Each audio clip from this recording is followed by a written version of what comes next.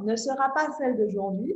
Entre espaces d'épanouissement et environnement connecté, notamment dans la Caraïbe, où les activités principales sont en train d'évoluer à toute vitesse, les systèmes financiers évoluent, les entreprises sont confrontées à de nouveaux challenges, les systèmes éducatifs sont remis en question, les modes de consommation se transforment. Bref, le monde de demain est déjà à notre porte. Et pourtant, demain nous appartient.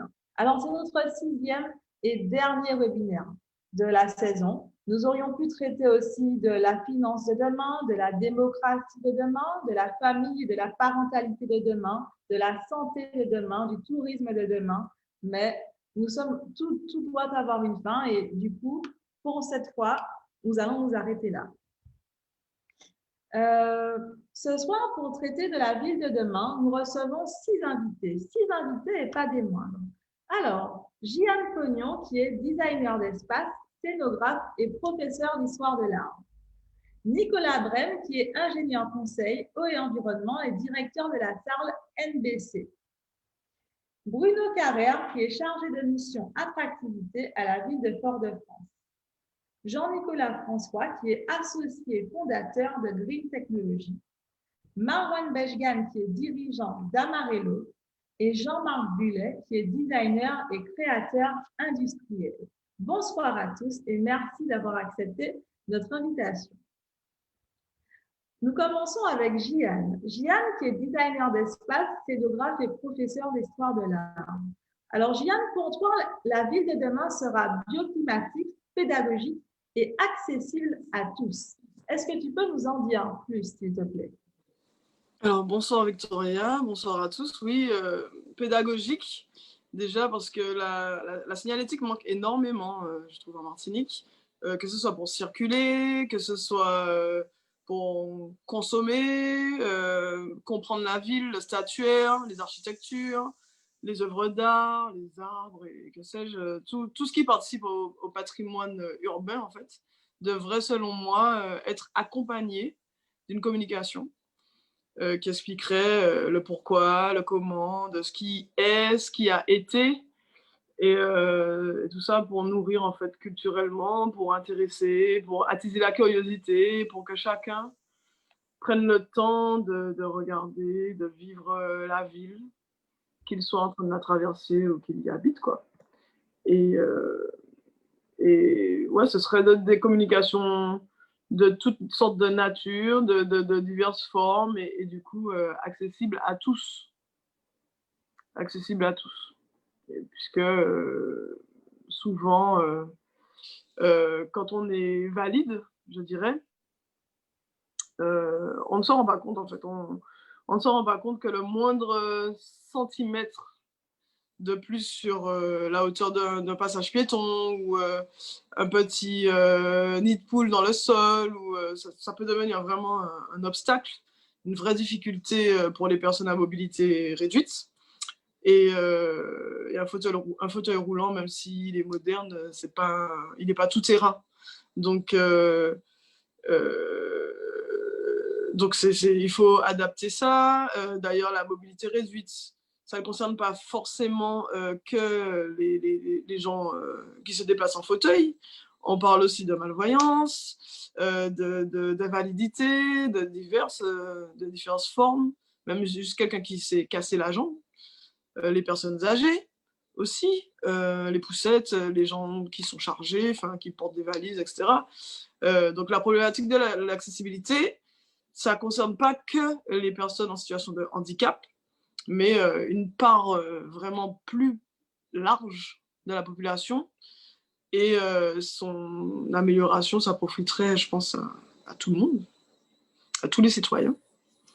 Et malgré le travail qui a déjà commencé, je pense, depuis quelques années sur le département, ça reste un budget très lourd pour les petites mairies, comme chez nous, ou les associations, puisque c'est surtout les associations qui portent ce genre de projet.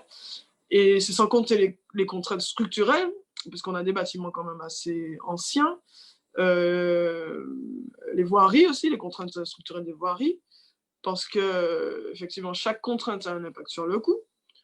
En plus, il y a malheureusement une énorme sous-estimation de la pluralité des types d'humains, je dirais, en termes de facultés motrices ou psychiques. Et étant donné que j'enseigne dans un lycée spécialisé dans l'art et la création, on se rend compte qu'il y a de plus en plus d'élèves dits 10 ou au potentiel ou autistes. Et nos paysages urbains ou même les espaces commerciaux sont souvent vécus pour ce public-là comme une souffrance. Et cette part de la population est bien plus grande que l'on imagine. Et du coup, l'aspect social de la ville de demain, j'espère, sera non excluante et bien plus réaliste qu'elle ne l'a été jusqu'à maintenant, sans pour autant justement considérer ces gens-là comme des assistés ou des humains incomplets ou défectueux. Voilà. Ensuite, oui, la ville de demain, pour moi, j'espère, sera bioclimatique. Et nous sommes bien entourés ce soir pour développer cet aspect-là. Ce que j'ai appris depuis 2016, que 40%, plus de 40%, je crois, de la consommation énergétique mondiale provenait de la construction et de l'habitat. Donc, oui, je crois que depuis les constructions des années 50, qui étaient plus ou moins conçues avec les problématiques climatiques locales, d'après moi, il faut rompre définitivement avec le copier-coller quasi automatique des boîtes à habiter climatisées pour inventer une architecture économe, bioclimatique, réintégrée dans la biosphère et dans la réalité culturelle et climatique de nos îles, de manière générale. Et donc l'idée, ce serait de réinventer une architecture associée au génie civil, économe, attentive aux matériaux locaux, ou bien recyclés, ou bien durables, ou recyclables, et qui s'appuierait sur les énergies renouvelables, solaires, géothermie, éolien, bloc climatique, qui épouse l'environnement, le climat. Ce serait aussi de construire des villes résilientes, vertes et bleues, puisque nous sommes verts et bleus en Martinique. Ce seraient des villes qui pourront s'adapter aux événements afin de limiter les effets de catastrophes naturelles, qui pourraient retrouver un fonctionnement normal le plus rapidement possible, quelle que soit la catastrophe. Et puis voilà, il faut tout transformer de fond en comble, je pense, et inventer un urbanisme écologique, caribéen, et parce qu'en Europe et plus largement en Occident, je crois que l'urbanisme écologique, c'est une nouvelle façon d'appréhender le rapport de l'urbain à la nature, alors que chez nous, la nature a toujours imposé sa place, sa loi, et elle ne doit pas disparaître au profit du béton, alors, qui a déjà pris pas mal de place. Donc voilà, peut-être qu'on arrivera globalement à un développement durable caribéen qui répond aux besoins du présent, qui se réapproprie les pratiques et techniques qui ont déjà fait leur preuve dans le temps, parce qu'on a pas mal de traditions intéressantes à revoir, qu'on oublie, et qui ne va pas compromettre non plus la capacité des générations futures à répondre à leurs problématiques. Et voilà, on a des spécificités météorologiques qui nous aideraient ici plus qu'ailleurs dans le monde à devenir des îles autosuffisantes, que ce soit en énergie ou en alimentation. Ça commence un peu déjà, c'est très intéressant à voir. Et voilà, c'est pas des changements qu'on peut vraiment attendre raisonnablement de l'État, parce que bon, le système tel qu'il fonctionne et n'est pas très sur ça, mais je pense que les habitudes des gens évoluent et ça peut paraître de moins en moins utopiste.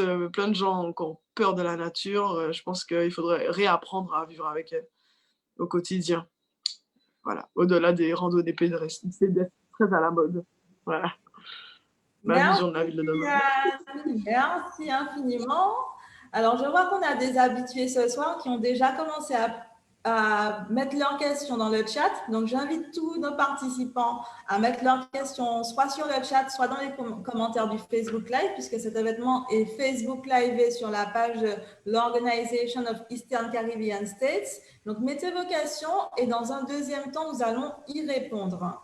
Merci, Gianne. Nous allons passer maintenant à notre deuxième intervenant et pas des moindres, Nicolas Brême.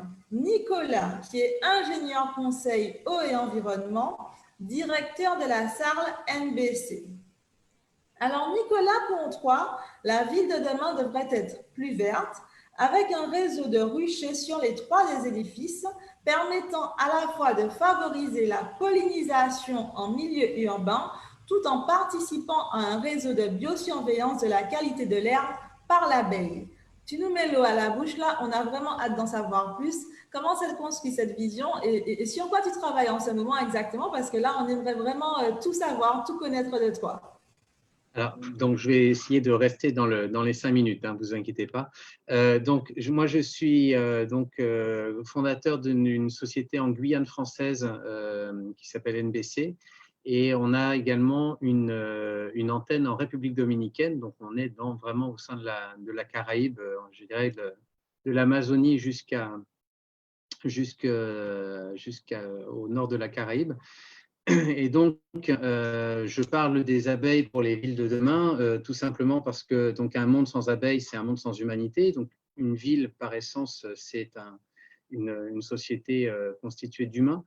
Et il se trouve que nous avons développé au départ sur la Guyane, à des fins de surveillance de la qualité de l'environnement, un système de biosurveillance de la qualité de l'air avec les abeilles. Alors, ça consiste en quoi? Ça consiste à installer des abeilles dans des sites qui sont exposés à des pollutions potentielles et on réalise un certain nombre d'analyses sur nos abeilles. Il se trouve que les abeilles volent à 3 km autour de leur ruche et pour aller chercher du pollen et du nectar, et du coup se chargent de manière passive en particules de l'air sur leur dos. Elles ont des poils sur le dos, et en fait, on collecte ainsi des particules de l'air donc de manière assez importante, puisqu'une ruche contient 30 000 abeilles, et on a à peu près la moitié qui sont butineuses. Donc, on a une ruche représente à peu près 100 000 km de vol par jour. Ce qui fait qu'on a comme des mini-drones qui vont nous collecter de la particule. Et il se trouve que dans la ruche, au sein de la ruche, on a aussi des phénomènes de bioaccumulation de contaminants.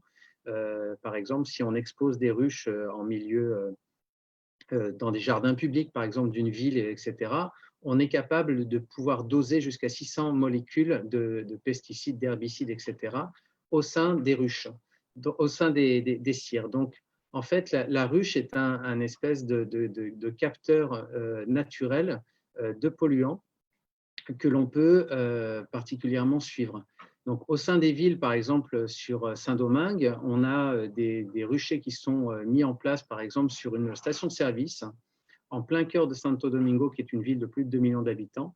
Et il se trouve que on a des abeilles qui se trouvent paradoxalement en pleine forme, et même en meilleure forme que des ruchers qui sont exposés en milieu rural.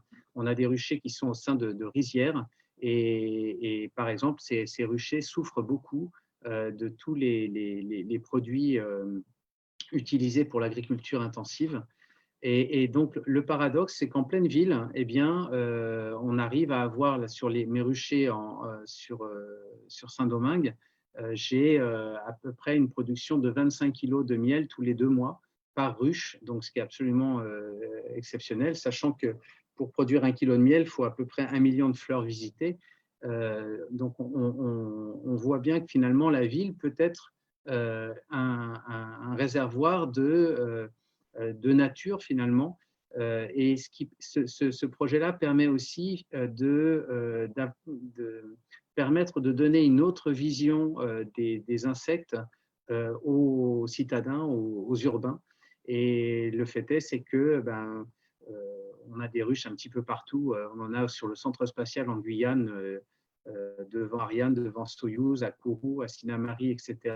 Et le grand public a une perception complètement différente une fois qu'elle connaît ce projet-là, des insectes, qui a une espèce d'affection qui se crée pour des insectes qui finalement n'ont pas au départ une vision très, on va dire, très familière. On la considère un petit peu comme un animal qui va nous agresser, etc. Et finalement, eh bien, petit à petit, la vision change. Donc, effectivement, la ville de demain, donc nous, on installe des ruchers de biosurveillance un petit peu partout. Donc, en République dominicaine, on en a beaucoup. En Guyane, en Colombie aussi, même dans des centres urbains en Colombie. On est en train de développer ça. Et donc, d'avoir ce type d'approche environnementaliste, donc là où on fait vraiment de la science, puisqu'on va même déterminer atomiquement chacune des particules portées par les abeilles au microscope électronique à balayage. On utilise de la chromatographie pour aller screener tous les pesticides, etc. Donc, c'est vraiment de la haute technologie, mais tout en utilisant des insectes, en faisant travailler des apiculteurs également, et en intégrant une population urbaine qui est finalement pas habituée à ce type de procédé. Donc voilà un petit peu présenter rapidement ce qu'on fait. Nos clients principaux, pour conclure, c'est très, très varié. On a des bananeraies bio en milieu rural. En ville, en pleine ville, on a des stations service Total, par exemple. On a Vinci Airport comme client. On a l'aéroport de Saint-Domingue qui est équipé. Le centre spatial, donc en Guyane. Des cimentiers, des mines aussi. On a Cormidom, qui est une mine en République dominicaine. Air Liquide. Donc, vous voyez, en fait, c'est un projet qui est très transversal et qui touche à la fois le milieu urbain le milieu rural. Donc, voilà. Merci Nicolas, merci infiniment. Eh ben, écoute, on est vraiment heureux d'avoir pu en savoir plus en fait sur tes activités. Donc, du coup, vraiment, merci infiniment.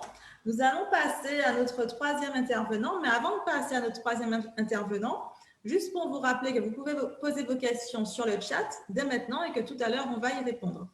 Alors, notre troisième intervenant est Bruno Carrère. Bruno Carrère qui est chargé de mission attractivité à la ville de Fort-de-France. Alors, Bruno. Bonsoir Victoria, bonsoir à tous et à toutes. Bonsoir à tous, bonsoir Bruno. Alors, ta phrase, souvent vécue et perçue comme vulnérable et dégradée, fragmentée et concurrencée, les villes de la Caraïbe nous mettent au défi de répondre aux enjeux de la complexité urbaine pour agir en termes d'inclusion sociale, de droit à l'initiative et de capacité d'innovation, de gouvernance, de résilience et de prospective. Waouh, Bruno, oh là, est-ce que tu peux nous en dire? Tout ça, c'est moi qui ai écrit ça. Et oui, c'est toi qui as dit tout ça. Je vais rebondir là-dessus.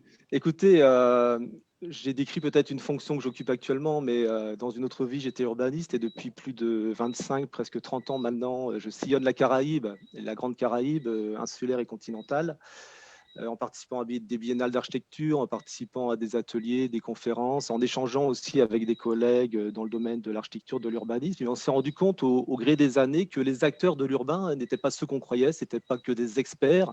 D'ailleurs, maintenant, je me méfie du mot expert.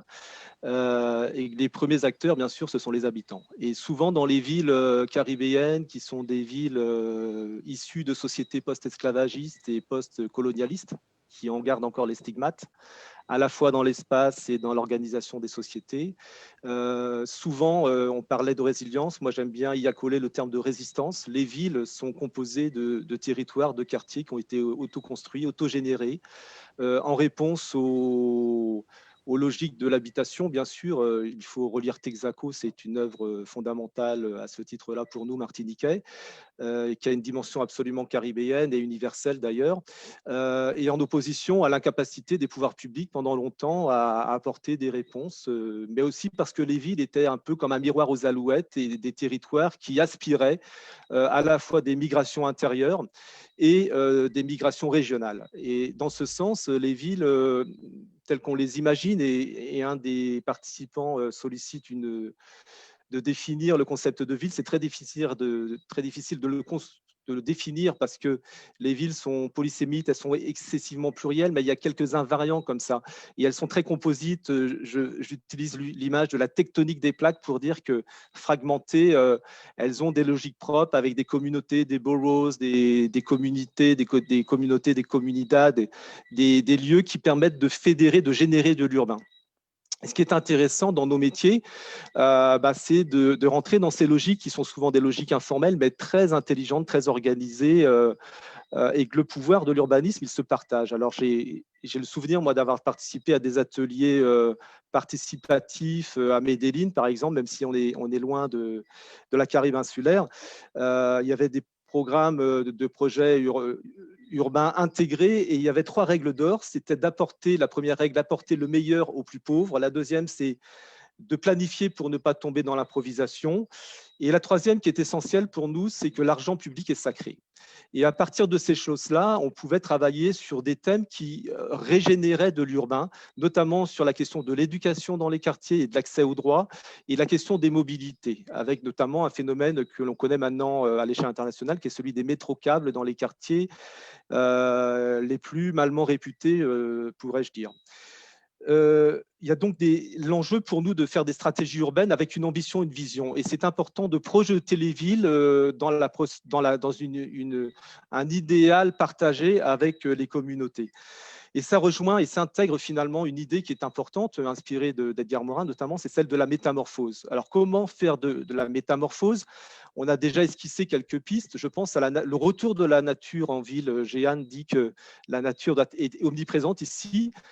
Je crois qu'au contraire, et malheureusement, la ville a repoussé, elle a densifié et durcifié, elle a bitumé et bétonné. Et donc, on voit apparaître beaucoup dans les quartiers une aspiration au retour à la nature, notamment à l'occasion des crises, que ce soit celle de 2009 ou la crise sanitaire actuelle. Les gens veulent manger sainement, produire localement, on retrouve les vertus de la pharmacopée traditionnelle. Le professeur Nossin, qui est intervenu dans une autre conférence, en est le témoin et l'acteur. On voit apparaître notamment à Fort-de-France des jardins partagés, des lieux d'agriculture urbaine, depuis la terrasse jusqu'au lacou.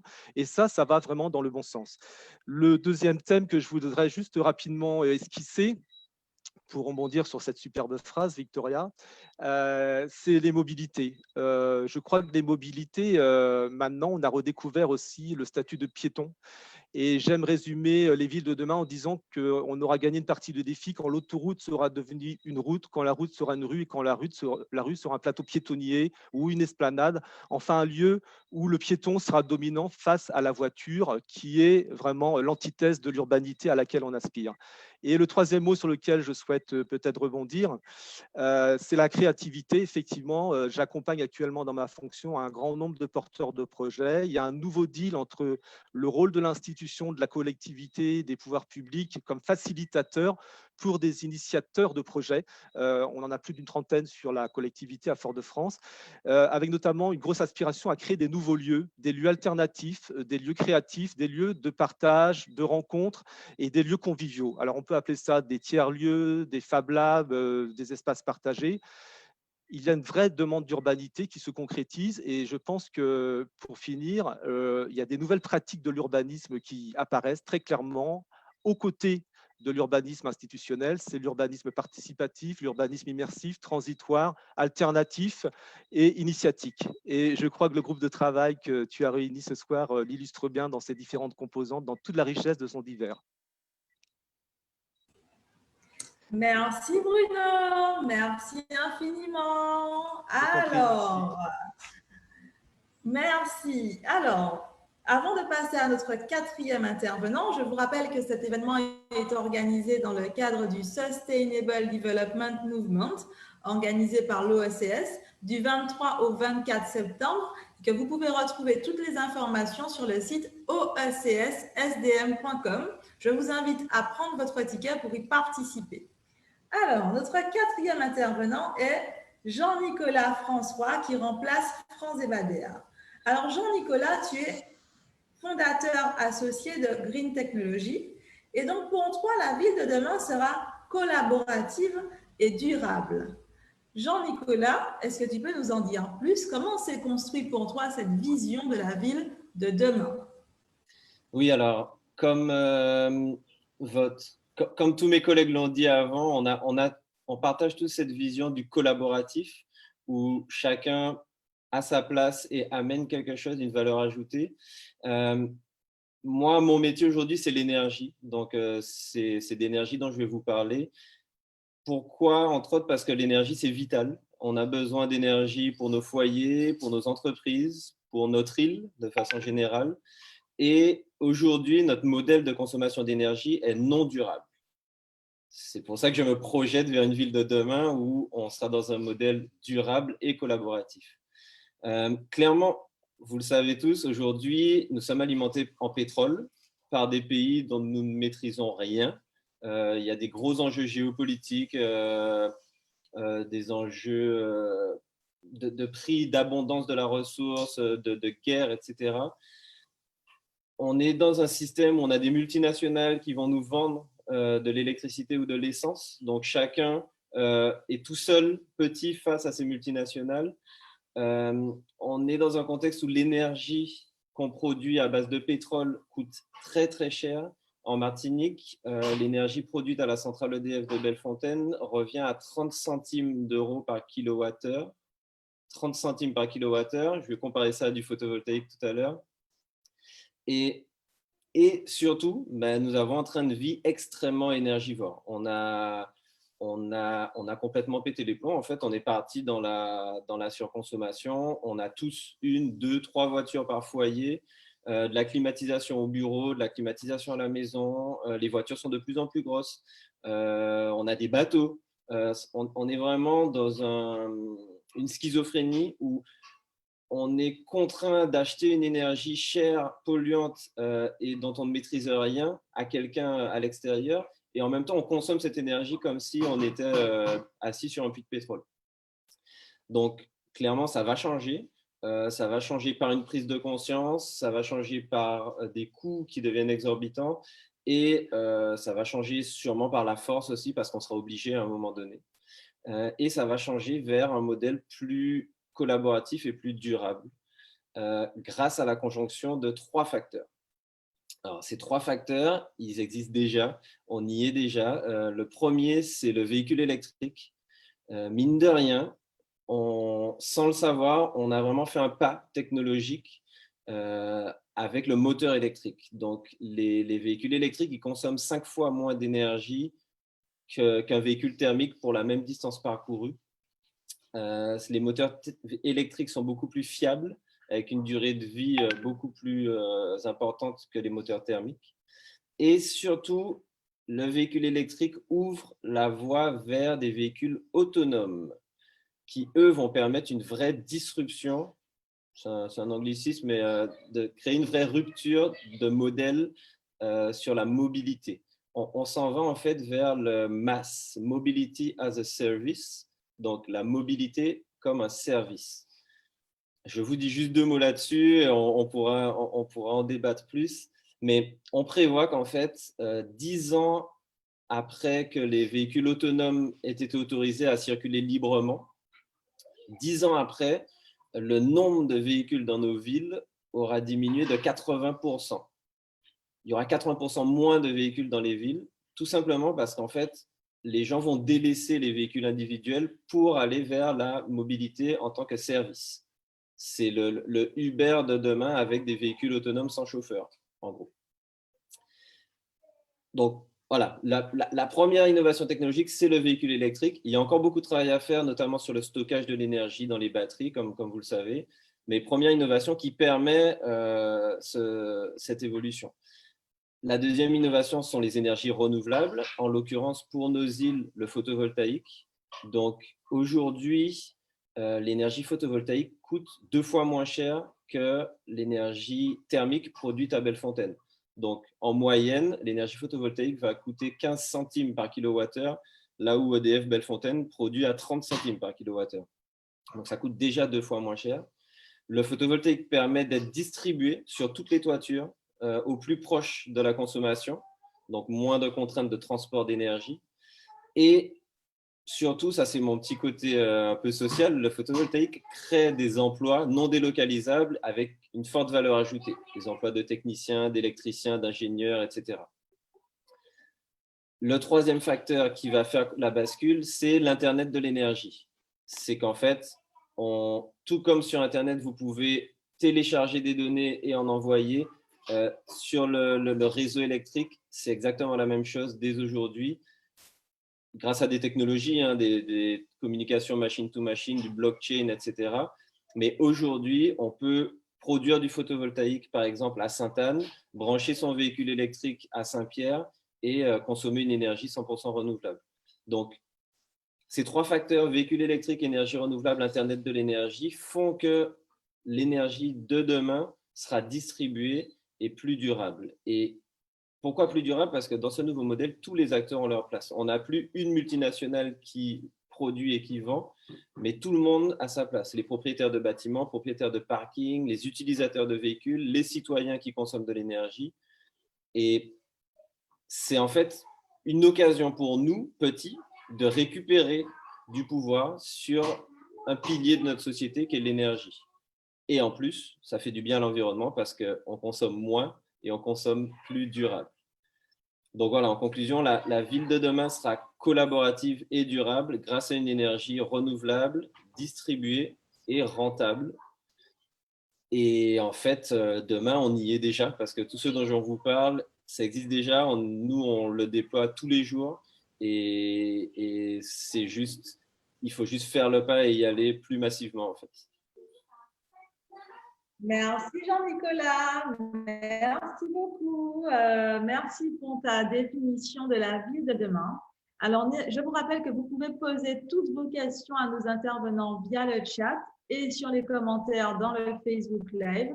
Nous allons y répondre dans un deuxième temps et nous allons prendre plaisir à y répondre. Donc, allez-y, posez vos questions. Autant d'experts réunis, il faut en profiter. Alors, pour la suite, nous avons un 5e intervenant et pas des moindres, Marwan Bejgan, dirigeant d'Amarello. Alors, Marwan, pour 3, la ville de demain sera partout et nulle part, connectée et décentralisée, à se demander s'il s'agit encore d'une ville. Tout à fait. Alors, tout d'abord, bonjour à tout le monde.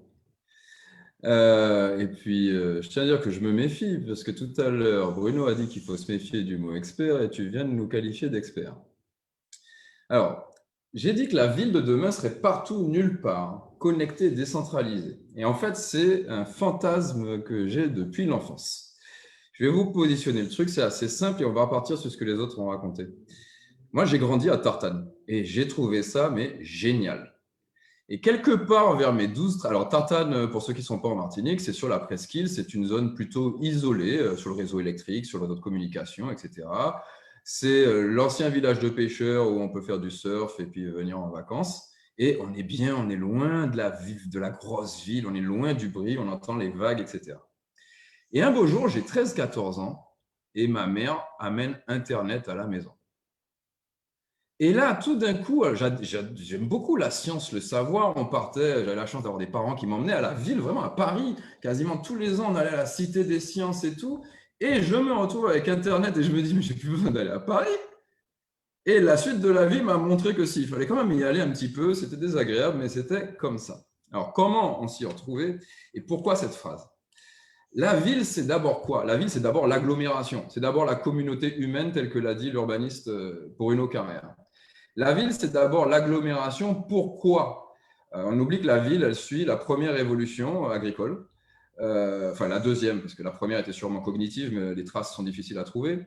C'est le moment où on arrive à penser ensemble, à communiquer. Et tout d'un coup, il y a une révolution agricole qui fait qu'on produit beaucoup au même endroit et qu'il faut, d'abord stocker.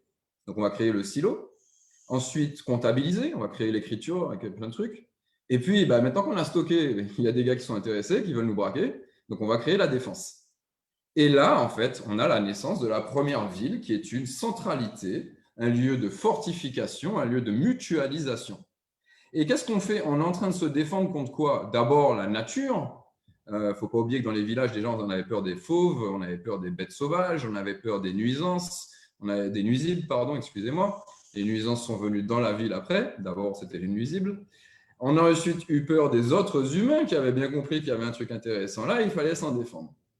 Donc d'abord, en fait, la ville, elle est contre la nature et elle est contre ceux qui ne font pas partie de notre communauté. Il ne faut pas l'oublier. Notamment dans la Caraïbe, où, n'oublions pas, nos villes s'appellent souvent Fort de France, Port de celui-là, etc. On est sur la suite d'une histoire, comme l'ont rappelé plusieurs intervenants, esclavagiste et colonialiste. Et donc la ville a été pensée en fonction de ceci. Aujourd'hui, nous, on vit heureusement différemment. On a des relations déjà entre les humains, entre les communautés d'humains qui sont, 1, pacifiées, 2, civilisées, 3, on est très loin puisqu'on est à la 3e révolution industrielle, on va parler de la 2e, où en fait, on est quand même à un système où on peut tous travailler de chez nous, produire notre énergie, avoir un jardin et valoriser l'eau de pluie plutôt que de faire venir une eau qui passe à travers une terre polluée après un process de production qui n'est pas forcément adapté à notre territoire. Bon. Tout ceci, c'est bien sympa et c'est facile à dire aujourd'hui en 2020. On est d'ailleurs plutôt d'accord sur nos idées, c'est pour ça que je peux rebondir sur les précédents. Comme l'a dit Jeanne, on a un problème de standardisation et d'industrialisation dans la création de la ville. La ville, elle a d'abord été faite pour qui? Pour le puissant, pour l'État. Et on oublie qu'en Occident, et surtout en France, l'État, c'est d'abord une grosse armée. Hein, n'est-ce pas? Avenue de la Grande Armée, 15e arrondissement de Paris, nous rappelle ceci. Le baron Haussmann, il n'a pas travaillé pour le Parti socialiste, hein, en vrai. Il était plutôt sur une vision militariste de la ville, une structure de la hiérarchie sociale en fonction du pouvoir. Et le pouvoir, à l'époque, c'était la force. Je dis bien la force, pas la même chose la violence. La force, c'était la force dans l'ordre. Donc la ville représente, jusqu'à aujourd'hui, nous héritons de la vision de cet ordre. Dans cet ordre, les insectes sont une nuisance. Ce sont des nuisibles. Avec une meilleure technologie aujourd'hui, et surtout avec plus de richesse et de capacité, on a une meilleure performance économique grâce non seulement aux technologies, mais surtout aux organisations.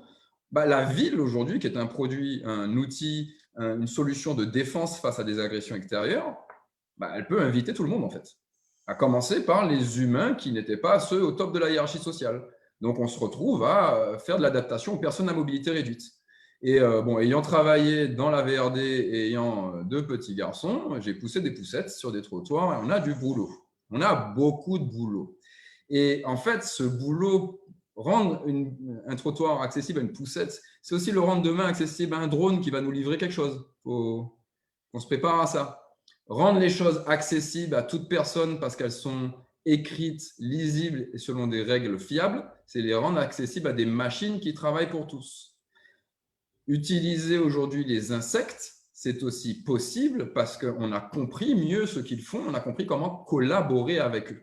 Et donc, en fait, il y a quelque chose d'important à comprendre dans la ville et c'est pour ça que pour moi, elle doit devenir connectée, décentralisée et elle sera présente partout grâce à toute cette connexion, cette décentralisation qui sont possibles grâce à la 3e révolution industrielle qui, elle, vient corriger le défaut principal de la 2e révolution industrielle qui est la pollution. La pollution, c'est quoi la définition simple? C'est tout simplement quelque chose qui vient impacter négativement un milieu. Si notre propre activité sur le long terme, et c'est ça la notion de développement durable, finit par être une pollution pour nous-mêmes, il est temps de la revoir. Et c'est ce que nous faisons, c'est comme dirait l'autre, le challenge, enfin la mission de notre génération. Il est peut-être temps de l'accomplir plutôt que de la trahir d'ailleurs.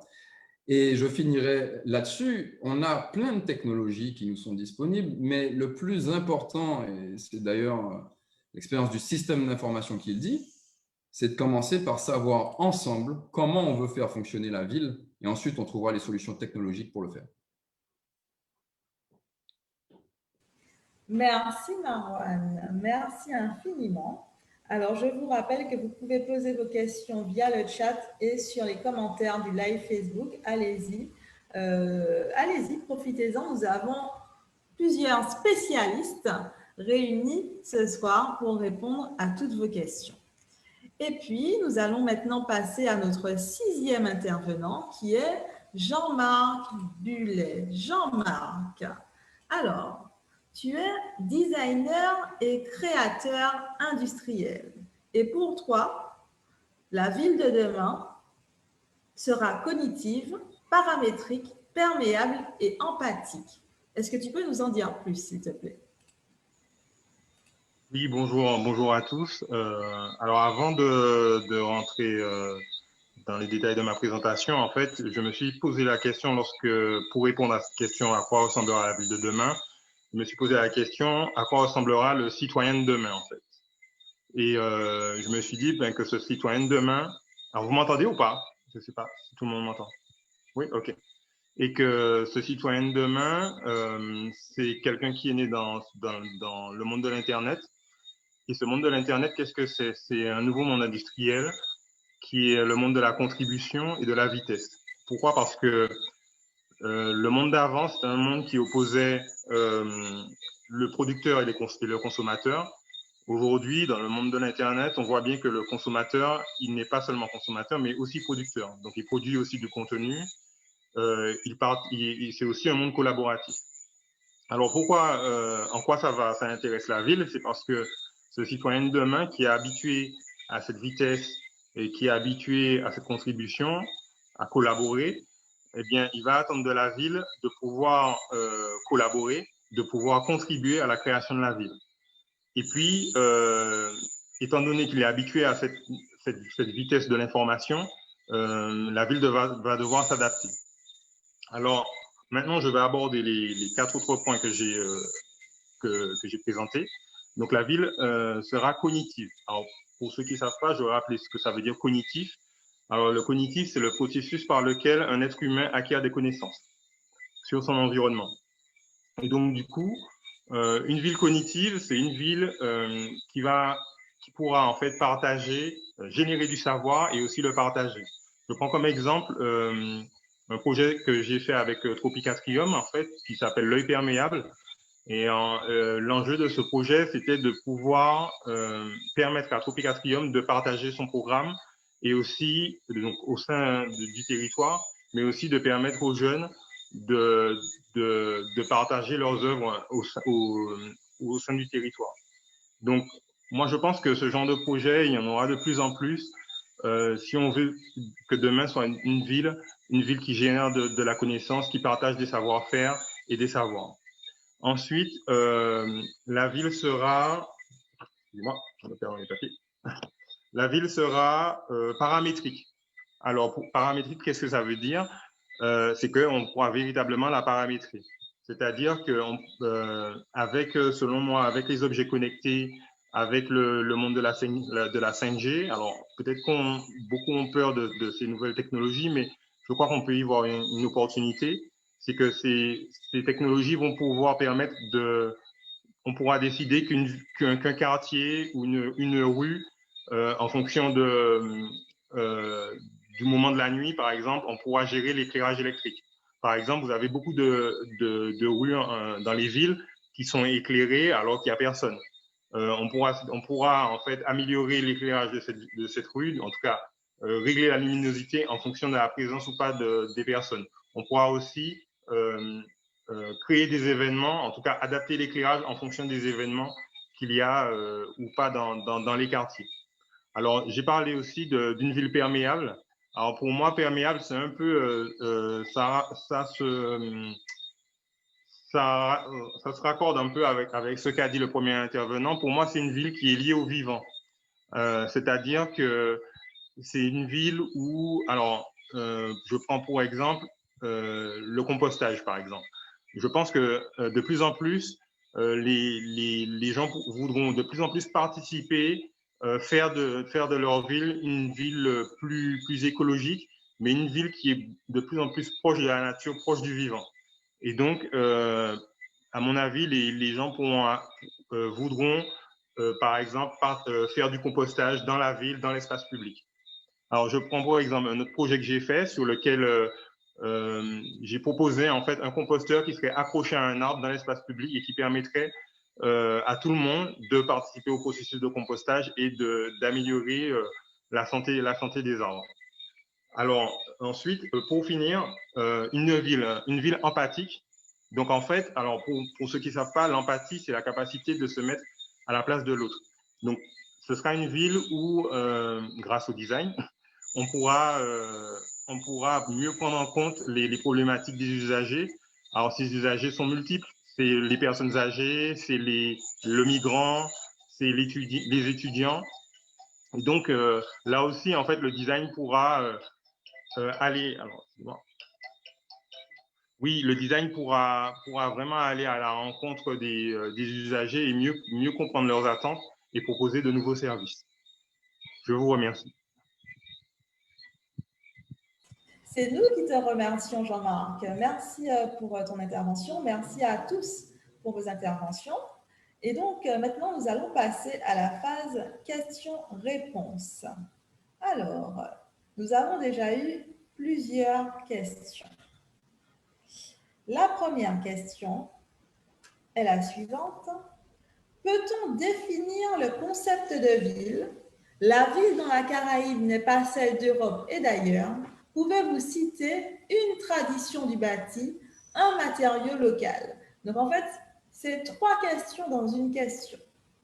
Donc, je répète, peut-on définir le concept de ville? La ville dans la Caraïbe n'est pas celle d'Europe et d'ailleurs. Pouvez-vous citer une tradition du bâti, un matériau local? Allez-y. Attendez, on a Bruno Carrère, grand expert de l'histoire de Fort-de-France. Vas-y. Marwan, oui, franchement, définir, il y a autant de réalités, il y a autant de définitions que de réalités urbaines. Dans la Grande Caraïbe, on ne va pas comparer la Havane avec Port-au-Prince, j'allais même dire Fort-de-France avec Castries, Roseau, etc. Donc, ce qui est important peut-être à retenir, c'est de dire qu'effectivement, il y a la production d'un espace aggloméré, d'une communauté de destin, comme ça, autour d'instances de pouvoir. Marwan, il a oscillé entre l'Occident, l'Europe, même la Mésopotamie à un moment, et puis la Grande Caraïbe. Pour revenir à ça, il y a des centralités qui se constituaient, et souvent, j'ai évoqué les sociétés dans lesquelles nous vivons, post-esclavagistes et post-colonialistes, avec des relents de ces histoires que l'on voit dans les trames en damier, hein, le plan hippodamier caractéristique des centres-villes, et puis ce qui était des faubourgs qui se sont souvent auto-constitués, auto-générés, la ville industrielle, la ville moderne avec les créations de logements sociaux sur des plateaux, sur des écarts, et puis par la suite les interstices urbains qui viennent se remplir à coups de résidentiels ou de nouveaux mouvements d'habitat spontané. Donc on a une stratification comme ça de l'urbain qui caractérise des espaces avec des matrices plus ou moins vulnérables, plus ou moins solides, mais qui derrière surtout génèrent des rapports à une urbanité très composite, mais qui se fédère, qui fait communauté de destin sur des temps forts. Et je parlais de résistance. Ben, la ville, c'est le lieu aussi d'affirmation des pouvoirs, mais aussi de confrontation par rapport au pouvoir. C'est la ville des grèves, des grandes luttes, des grandes conquêtes sociales, mais aussi des aspirations à l'ascenseur, par l'éducation, par la santé, par tout le système de travail qu'ensuite la modernité a apporté. Et donc, si je devais définir la ville Caraïbe, ça serait peut-être cette dialectique permanente entre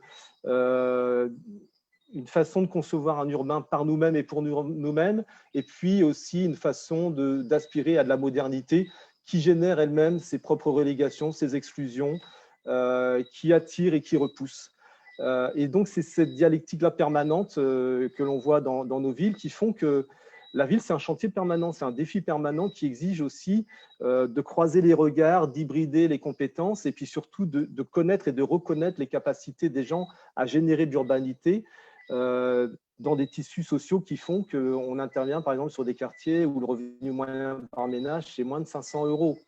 Donc ça, c'est très important aussi de se dire qu'il y a des notions de capacité qui font qu'au-delà des critères économiques traditionnels du monde occidental, eh ben, le fait de vivre en ville, c'est parfois de la survie, mais c'est aussi très souvent la capacité de faire un parcours de vie pour une famille, pour une communauté. Et en ce sens, la ville doit rester une chance, une opportunité, une force pour ceux qui l'occupent. Merci Bruno. Alors, il y avait une autre question, c'était pouvez-vous citer une tradition du bâti, un matériau local? Marwan, je te passe la balle. Je ne sais pas, par exemple, prenons Fort-de-France. Vous connaissez beaucoup d'endroits où on a créé des bâtiments de 4, 5, 6 étages avec une densité telle sur une mangrove. Dire qu'il n'y a pas une méthode constructive qui a été au moins adaptée, parce que je veux dire, le bâtiment dans une ville, ce n'est pas non plus une création française. La notion de France n'existait pas pas encore, que ça faisait des milliers d'années que la ville et le bâtiment accolé existaient. Le domicile traditionnel créole avec un socle en pierre et une élévation en bois, les 4 pans bien connus de la toiture créole, c'est quand même des choses qui n'ont pas été imaginées au hasard. Les 4 pans, par exemple, c'est pour diminuer la puissance de la succion des vents, quoi. En cas de cyclone, ça diminue la fragilité de la toiture. Alors, on n'a pas inventé la tôle ondulée, hein, mais elle n'a pas non plus été inventée à Paris, quoi. Donc, un mode constructif, c'est adapté aux matériaux qu'on trouve sur place et au savoir-faire qu'on trouve sur place. C'est tout simplement sa combinaison. C'est pour ça d'ailleurs que notre mode constructif a suivi les grandes époques de notre relation avec le dehors. À un moment, on va dire les 4 premiers siècles, on est juste des latino-américains comme les autres, et on échange avec eux, on a les mêmes matériaux qu'eux, on a peut-être une architecture, une vision de l'urbanisme qui est plus française, ça c'est indiscutable, mais on fait avec ce qu'on a ici. Et puis à un moment, et pareil, ce n'est pas dans notre histoire coloniale que ça apparaît, c'est une histoire logistique mondiale, dans notre propre économie, tout d'un coup, pour des raisons qu'on ne comprend pas, qui nous ramène au discours de Jean-Nicolas, acheter un matériau français venu de l'économie française, il faut être prudent sur la façon dont on utilise ces mots, pour ne pas confondre développement durable et xénophobie. Tout d'un coup, dans notre économie, ce qui vient de la France devient moins cher que ce qu'on fait nous-mêmes. Il y a quand même un moment où il faut se poser des questions. Il faut faire quelques petits calculs, challenger les gens en face de nous en leur disant « Nous te remercions pour ta proposition dans le cadre de la République. » On peut le faire aussi sur le réseau d'eau. Sur le réseau d'eau, on puise de l'eau pour la transporter sur des dizaines de kilomètres alors qu'on pourrait dessaler l'eau de mer autour de nous. Il y a des milliers de pays qui font ça. Et à une époque, la solution que nous avons était la plus fiable et la moins chère. Ce n'est plus le cas. Et la transition a d'ailleurs commencé. On va donner un exemple industriel. La raffinerie de Martinique a un projet de dessalement d'eau de mer, notamment pour libérer le réseau d'eau. Donc voilà, c'est une évolution. Il ne faut pas caricaturer en se disant qu'on prend tout ce qui vient de l'extérieur. Ce n'est pas vrai du tout. On a plein d'architectes et les architectes et constructeurs martiniquais sont très organisés. On a même une réglementation locale. Donc voilà, je m'arrête là pour la pause. Pour compléter en fait la réponse, je me permets d'intervenir. On a Gilbert Larose au Trois-Îlets qui a quand même fait une reconstitution en fait des habitats des Amérindiens et aussi des habitats traditionnels dans les habitations en fait plantations à l'époque de l'esclavage, que sans en faire de publicité, mais je vous invite à aller découvrir sur la savane des esclaves sur la question, pouvez-vous citer une tradition du bâti et un matériau local?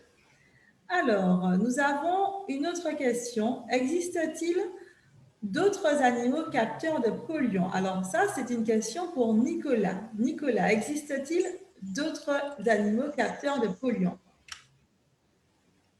Oui, il en existe, mais juste avant de répondre à la question, pour l'histoire de la désalinisation de l'eau de mer sur une île comme la Martinique, c'est bien pour une raffinerie qui a besoin d'une qualité d'eau bien spécifique. En revanche, pour alimenter des populations, c'est illusoire d'un point de vue énergétique, Parce que l'osmose inverse, c'est quelque chose qui est excessivement consommateur d'énergie. Donc, c'est absolument pas possible, à moins L'osmose inverse. de s'appeler le Qatar ou autre. Voilà. Juste, Nicolas, l'osmose J'entends pas. c'est 4,5 kWh du mètre cube. Bon, enfin, voilà. Donc, moi, je vous donne mon point de vue. Après, vous en faites ce que vous voulez. Si c'était le cas, ce serait déjà généralisé un peu partout. Mais enfin, bon. Donc, pour répondre à la question sur les capteurs possibles de biosurveillance, oui, il y en a d'autres. Il y a des poissons, on se sert des truites, par exemple. Donc, c'est un système qui s'appelle le truitotest. On se sert aussi de poissons faiblement électriques. Ça existe aussi. Et on se sert aussi non seulement de vertébrés supérieurs comme les poissons, mais aussi d'insectes, des daphnies par exemple, et aussi de végétaux et des lichens. Donc ça se fait énormément. On se sert de leur capacité de bioaccumulation et également de biomarqueurs pour vérifier un stress environnemental. Sur les abeilles, par exemple, on regarde la quantité de protéines oxydées qui nous donne une information en comparant un témoin sur le niveau de stress environnemental que subissent ces abeilles. Donc ça, on le fait sur d'autres organismes vivants, effectivement. Merci Nicolas, merci infiniment. Alors, nous avons une autre question. Moi, Victoria. Oui, je voulais, excuse-moi de jouer avec les règles du jeu. Juste évoquer qu'effectivement, pour répondre à la question précédente sur les matériaux, il y a des essais qui se font sur le bambou, l'usage du bambou, des forêts. Donc, ce sont pour des abris. Et malheureusement, je pense qu'il y a des pays qui ont maîtrisé des techniques. Je retourne à la Colombie, n'y voyez aucune allusion. C'est un pays extraordinaire au niveau de la production architecturale contemporaine, mais qui a su puiser dans ces forêts tropicales des choses remarquables qui sont énormément utilisées dans le design des hôtels les plus modernes, les plus contemporains, les plus attractifs du pays. J'ai vu quelques essais de travail sur la chaux, à partir de la conque de Lambie, mais c'est une ressource qui est particulière, qui s'inscrit dans des projets à l'échelle artisanale. Par contre, il y a un concept constructif qui est très intéressant, qu'on redécouvre malheureusement à l'occasion de chaque cyclone dévastateur, c'est le concept de case à vent. Je pense qu'il faut rappeler le principe générateur de notre architecture. C'est dans une société de créolisation, les apports entre les constructions locales et les savoir-faire extérieurs se sont développés au cours des années. Récemment, je visitais ce que je fais peut-être rarement, une église, celle du Diamant. On s'imagine dans un bateau inversé et on voit bien tout le savoir-faire des charpentiers marines traditionnels, qui est une vraie compétence que possédaient les Martiniquais au gré des siècles et qui malheureusement a disparu quand on réhabilite maintenant des maisons de ville traditionnelles en ossature de bois. C'était un pain importé, qui était un bois importé, le pin du Nord, qui résiste à tout et qui servait notamment, Marouane parlait de mangrove urbaine, qui servait d'ailleurs de fondation spéciale avant qu'elle ne soit bétonnée et normalisée par la technique occidentale. Mais ces matériaux avaient généré des savoir-faire et des habitats exceptionnels qu'il faut préserver, qu'on retrouve maintenant dans le patrimoine. Et que dont l'habitat moderne doit souvent s'inspirer ou réhabilite, notamment sur des opérations qui sont des marqueurs de modernité ou d'attractivité. Je pense par exemple effectivement aux hôtels ou aux sièges d'entreprise. Donc, il n'y a pas de fatalité sur la disparition des savoir-faire traditionnels, usage des matériaux ou techniques particulières. Par contre, il y a chef-d'œuvre en péril pour qu'effectivement ces savoir-faire se perpétuent et se diffusent, notamment par la commande publique. Merci. Merci Bruno pour ces précisions. Alors, nous avons encore d'autres questions. Là, ça commence à fuser de tous les côtés. Bruno, on va rester avec toi. Il t'a demandé de reprendre ta phrase introductive. Oui, avec plaisir, mais je te l'avais adressée, donc tu la lis beaucoup mieux que moi. Et je te propose de la lire et je pourrais peut-être rebondir un peu dessus. Avec plaisir.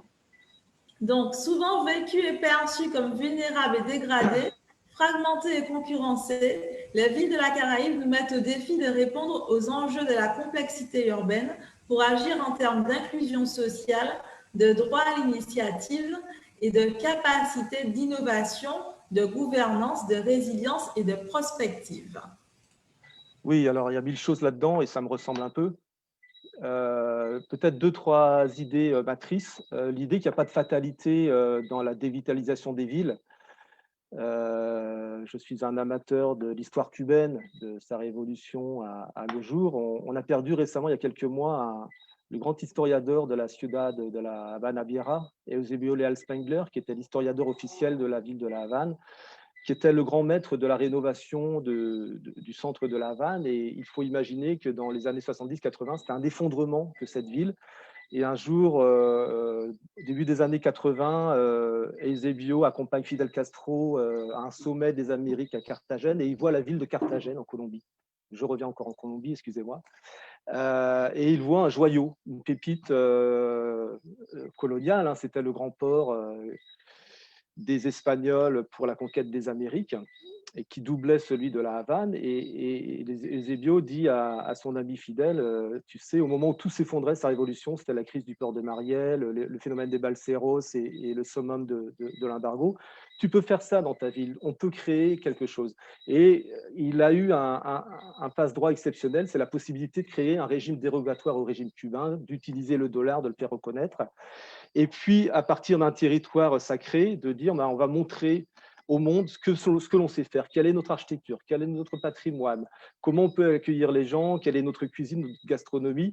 Et on va faire un joyau, et ça a pris quelques années, et il y a eu un système, un consortium qui s'est créé, dérogatoire et reconnu par la loi cubaine, qui a permis de faire en quelques années un chantier extraordinaire qui a servi finalement aussi de laboratoire à la libéralisation et à la démocratisation de Cuba, telle qu'on l'a connue. Et donc la ville, ça a été finalement un laboratoire de reconquête non seulement d'un territoire et d'une société, mais d'un rapport au monde.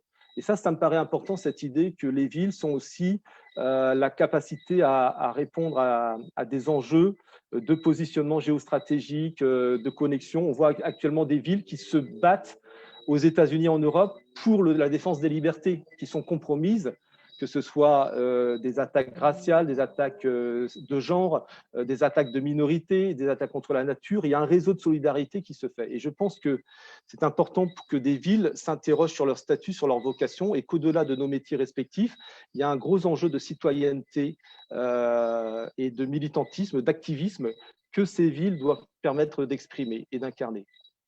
Ça, c'est une première chose. La deuxième chose, j'ai évoqué le terme de gouvernance. On a souvent des gouvernances qui apparaissent inaptes face à ces défis. Elles doivent se renouveler et elles doivent s'interroger et croiser les regards, hybrider. Je parlais du partage du pouvoir de l'urbain avec les habitants, avec les associations, avec des nouveaux opérateurs. Je crois qu'il y a un vrai risque, en fait, qui est celui de la déterritorialisation. Quand je parlais de concurrence, beaucoup de choses se font maintenant sans passer par la ville. Avant, on allait en ville faire ses démarches administratives. Maintenant, on peut le faire par Internet. Avant, on allait en ville faire ses courses. On peut tout acheter par Internet, etc., etc. Même le savoir, à l'occasion du Covid, nous dispense d'aller dans les écoles, les collèges et les lycées.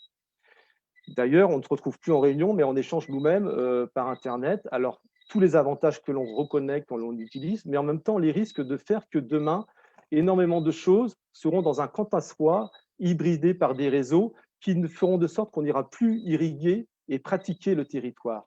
Or, l'urbanité, c'est quand même cet art de partager collectivement des espaces. C'est l'art de la rencontre, de l'échange, parfois de la confrontation, mais c'est cette poétique qui fait aussi on a besoin de vivre la ville et de la faire vivre. Donc, je pense qu'il y a ce basculement de l'histoire que Jean-Marc Bullet évoquait tout à l'heure. J'ai été très attentif à ces attentions et à ces directions parce que je sens là qu'il y a des possibilités pour les villes d'être vidées de leur substance progressivement. Et ça, c'est un vrai péril dont on n'a pas pris encore, à mon avis, la mesure. Ok, très bien. Merci Bruno. Marwan, je crois que tu avais un complément à apporter. Oui, sur quelque chose de fond, sur le principe. Nicolas a dit tout à l'heure, si c'était le cas, ça serait déjà fait. C'est super marrant comme expression. Parce que la technologie vient d'arriver, l'osmose inverse, comme il l'a dit, consomme beaucoup d'énergie. Et grâce à ce qu'a cité tout à l'heure Jean-Nicolas, la réduction du coût de production du kilowattheure solaire, cette technologie est devenue tellement compétitive qu'aujourd'hui, on l'utilise pour produire de l'eau dans les villages où on fait des sites isolés électriques, à Haïti ou dans les Guyanes. Et on a quelqu'un qui nous dit, si c'était déjà fait, ce serait déjà généralisé. À quel moment alors on donne sa place à l'innovation? C'est tout. Je pense que c'est très important dans la suite, aussi bien que certains auraient pu se dire que non, tiens, j'ai un moniteur de qualité de l'air là, des abeilles ne peuvent pas faire le taf. Non, justement, au contraire, elles le font peut-être sûrement mieux d'ailleurs. Il est important de laisser sa place à l'innovation et à se dire que ce n'est pas parce que quelque chose n'a pas fonctionné précédemment selon une méthode ou une situation que ça ne sera pas le cas aujourd'hui. Je peux répondre? On s'appelle, on va faire ça ensemble en République dominicaine. Non, mais je ne dis pas qu'il ne faut pas utiliser l'énergie solaire pour faire de l'eau potable, mais faire de l'eau potable à partir de l'eau de mer est très énergétivore. Je le répète, j'ai monté des stations en Haïti, à Grand Goâve, juste après le séisme. On l'a fait en énergie solaire, cette station, pour alimenter un orphelinat à Grand Goâve. Eh bien, on traitait en fait de l'eau d'un puits qui n'était pas salé. Si l'eau avait été salée, j'aurais jamais pu faire ce projet-là. Donc, faire de l'eau potable à partir de l'énergie solaire, tout à fait, mais faire de l'eau potable à partir d'eau salée, c'est possible, mais ça demande beaucoup d'énergie. Donc, si ça ne demandait pas beaucoup d'énergie, je le répète, ce serait déjà fait. Mais en l'occurrence, dessaler de l'eau de mer, pour le moment, compte tenu des technologies dont on dispose, c'est trop énergétivore et il y a d'autres moyens de produire de l'eau potable en n'utilisant pas l'eau brute qui est l'eau de mer. Voilà, c'est tout ce que je voulais compléter. Merci messieurs, nous allons passer aux autres questions parce qu'il y en a tout plein des questions et on a aussi d'autres intervenants qui souhaitent s'exprimer. Donc, la prochaine question, quelle serait la place des quartiers dans la ville de demain? Pas toujours les mêmes, s'il vous plaît. Quelle serait la place des quartiers dans la ville de demain?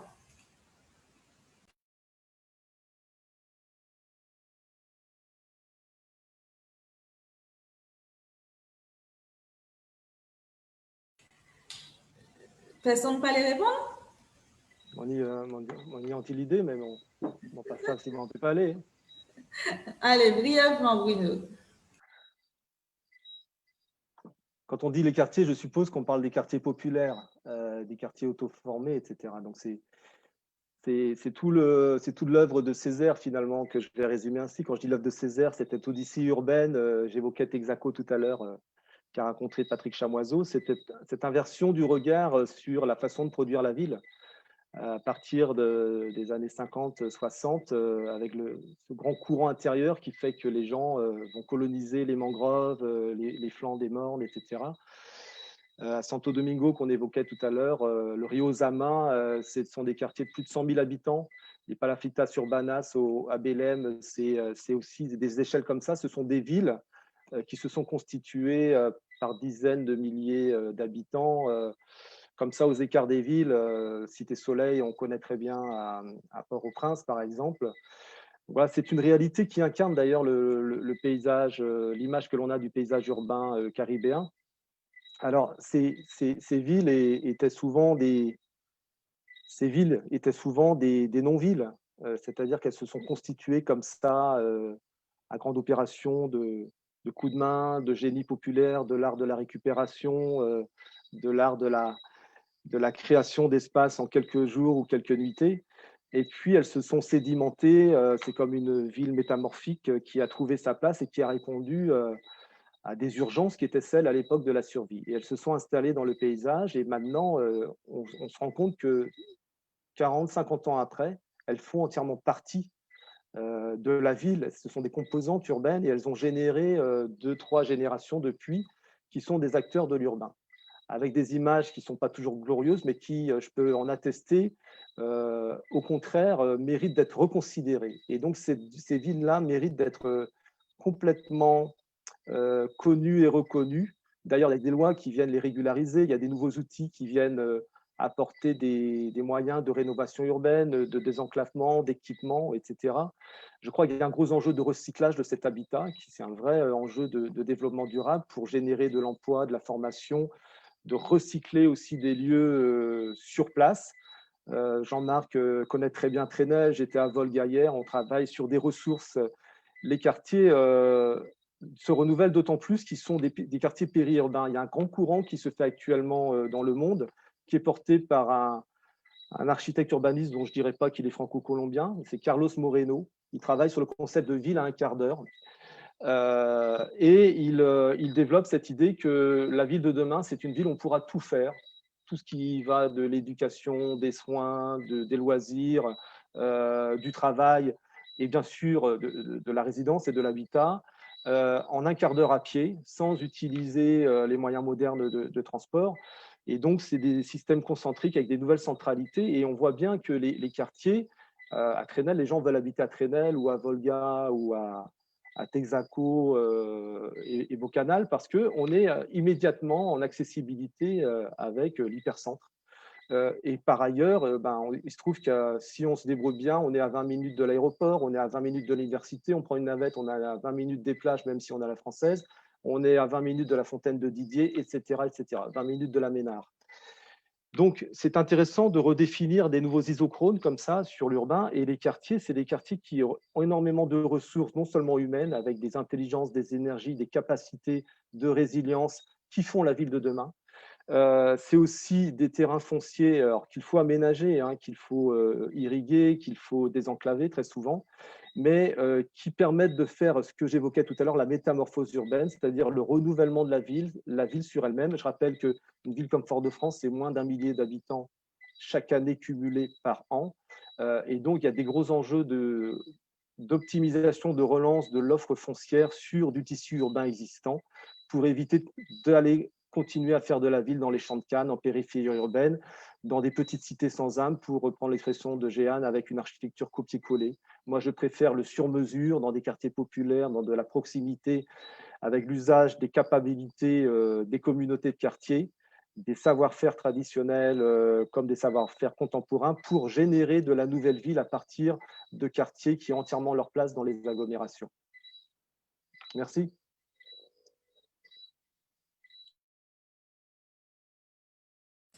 Merci Bruno. Alors, pendant que tu parlais, nous, on a été bombardés de questions, donc je vais essayer d'être méthodique. Gian, je pense que ça, c'est une question pour toi. Quelle est la place des lieux de mémoire dans la ville de demain? Quelle est la place des lieux de mémoire dans la ville de demain? Ouh là là, quelle question risquée pour moi d'y répondre, c'est trop à la mode.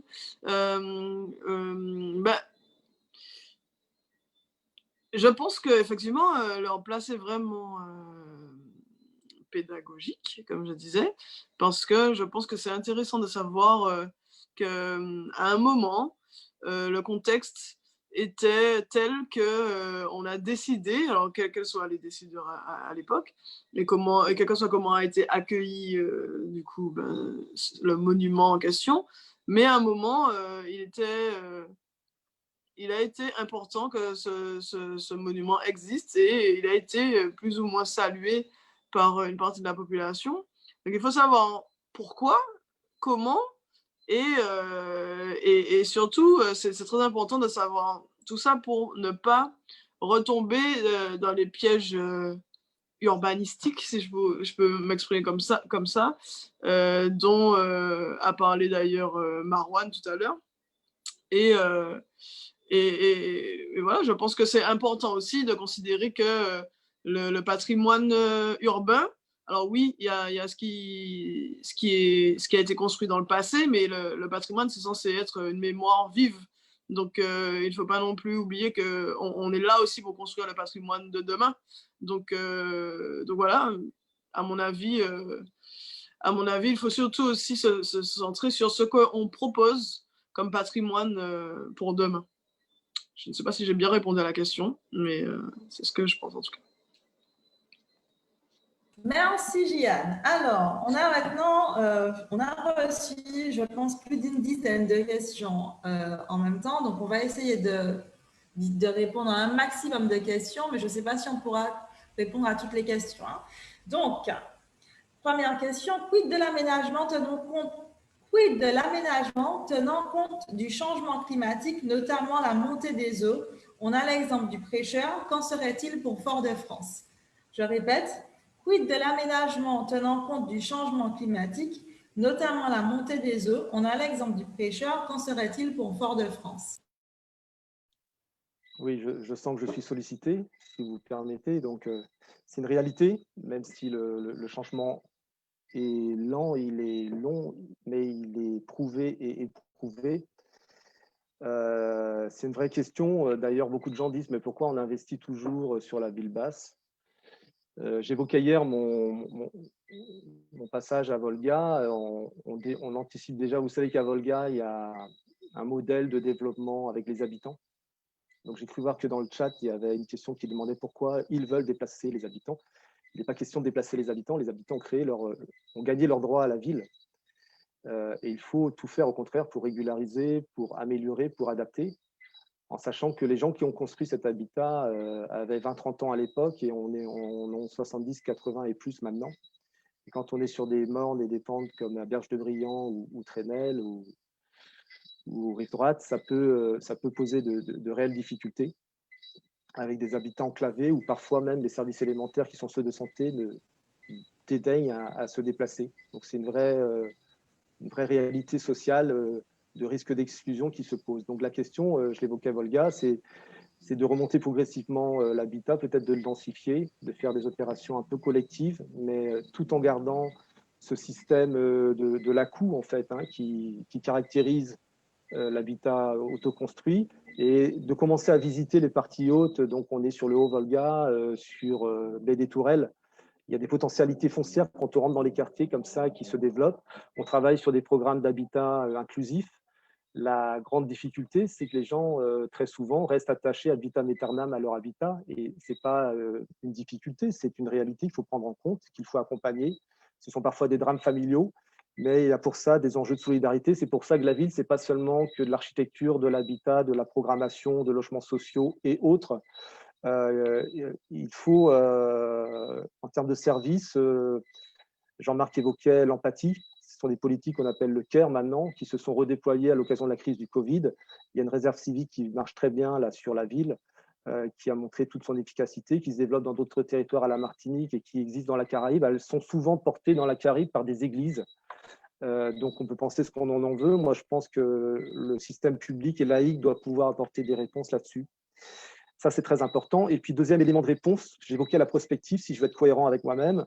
Quand on travaille sur les documents de programmation pour les années à venir, il faut imaginer la ville médiane remontée d'un gradient de 5 à 10 mètres. Donc, par exemple, je vais donner un exemple, mais je vise toujours, parce que je suis presque voisin, il y a un plateau que je vois depuis chez moi, qui est le Fort de Zay, qui est une ville dans la ville sur pas mal d'hectares. Et c'est une place forte de l'armée française. Et je me dis que dans la ville caribéenne de demain, comme la ville a réussi à récupérer le Fort Artenson pour en faire, je l'espère, Johan, un lieu de mémoire, un lieu mémoriel haut, noble, qui donne une vue exceptionnelle sur la baie et sur la plaine de Fort-de-France. J'espère que dans quelques années, on pourra commencer à réfléchir aussi sur des lieux hauts comme ça, qu'il faut renouveler, parce que l'État n'aura pas toujours les moyens de nourrir et son armée et son foncier. Et donc, il faut déjà imaginer que les plateaux hauts de Fort-de-France, progressivement, mais aussi les étages intercalaires des quartiers comme Mantes-Calbas, par exemple, ou Hermitage, puissent permettre d'accueillir de nouvelles zones d'habitat. Quand j'évoque Mantes-Calbas, juste pour finir, on voit de suite la question des risques naturels qui se posent de manière sempiternelle sur les rampes à Fort-de-France. Merci. Ok, super. Merci Bruno. Alors, comme je l'ai dit tout à l'heure, nous avons une bonne dizaine de questions en attente, donc on va avancer sur les sujets. Et puis, il y a encore des intervenants que je n'ai pas entendus en réponse à des questions. Prochaine question, pouvez-vous parler de la Smart City en milieu insulaire? Pouvez-vous parler de la Smart City en milieu insulaire? Bon, je vais prendre un petit peu la parole. Mais la Smart City, en fait, Il y a 2-3 ans, je me demandais quand est-ce que nos maires et nos élus et nos décideurs locaux seront prêts à ce qu'on ait des smart cities locales. Et puis, parce on a toutes sortes de technologies que nous, on essayait d'implanter et on avait du mal à ce que ça avance. Et puis finalement, aujourd'hui, je me rends compte que ben, la Smart City, on y est en fait. Comme le faisait remarquer Bruno, le fait qu'on soit en visioconférence actuellement, tout, tout ce qui nous entoure est smart aujourd'hui, est intelligent. Alors, il y a encore un petit pas avant d'arriver à la ville de demain où les voitures volent, etc. Mais franchement, je pense que voilà, il faut un petit peu défaire l'image justement futuriste qu'on a où les voitures volent et tout est intelligent et revenir à des choses assez terre à terre. On n'a pas forcément besoin d'autant de capteurs, de technologies et autres que dans des grandes villes en Europe où on a d'autres enjeux. Et ici, avec quelques petits capteurs, on peut faire beaucoup de choses. Et il y a déjà des choses qui existent. Il y a un réseau Sigfox. En tout cas, il y a 2 ans, il y avait un réseau Sigfox. Je ne sais pas s'il est toujours opérant, mais ça permet, par exemple, de mettre des petits capteurs qui ne coûtent pas cher et qui durent très longtemps dans les poubelles pour dire quand la poubelle commence à être remplie ou bien si on a déplacé une poubelle, la retrouver. Ça permet de faire toutes sortes de choses.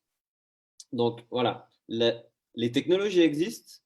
Elles sont souvent faites et pensées pour des grandes villes occidentales. Nous sommes des Caribéens, nous sommes dans notre réalité. Donc à nous de prendre ces technologies-là qui existent et de les adapter à notre environnement. Donc l'image de la Smart City caribéenne, finalement, c'est à nous de la construire. Merci Jean-Nicolas, merci beaucoup. Alors Jean-Marc, une question pour toi. La ville n'est-elle pas un espace d'innovation par définition?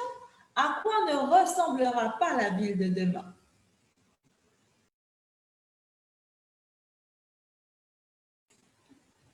Jean-Marc, tu es avec nous? Pas activé, pardon. Oui, là, vous m'entendez, oui. Alors, est-ce que la ville est un espace d'innovation par définition? Je ne crois pas forcément, parce qu'il y a déjà des villes qui ont disparu, qui sont abandonnées. On le voit, par exemple, même si c'est de petites villes, mais par exemple, en France, il y a des villes qui ne sont plus, où il y a quasiment plus personne, en fait. Donc, si une ville ne se renouvelle pas, d'une manière ou d'une autre, elle va mourir. Donc, ça, c'est clair.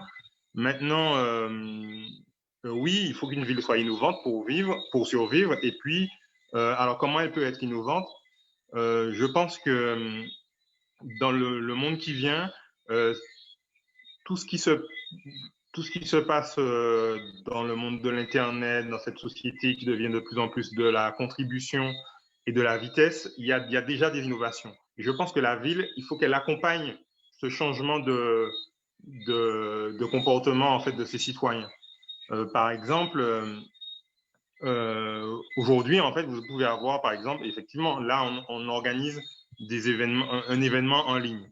Mais peut-être que la ville pourrait accompagner ces événements et proposer des lieux de rencontre pour continuer ces événements.